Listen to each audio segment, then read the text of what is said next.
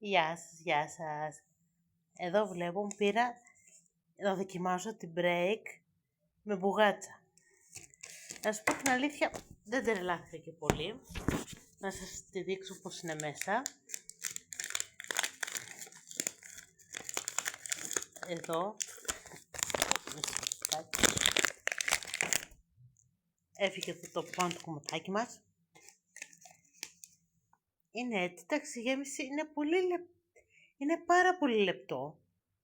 Από γέμιση έχει λίγο και δεν θυμίζει και τόσο μπουγάτσα. Έχει κάτι κρατσανιστό μέσα. Αλλά να πω την αλήθεια, δεν μου θυμίζει και τόσο μπουγάτσα. Ωστόσο, οκ. Τρώγεται, αλλά εντάξει, δεν είναι κάτι το ιδιαίτερο για μένα. Σαν βαθμολογία θα βάζα ένα 5 στα 10. Πείτε και εσείς συγγνώμη αν την έχετε δοκιμάσει. Φιλάκια.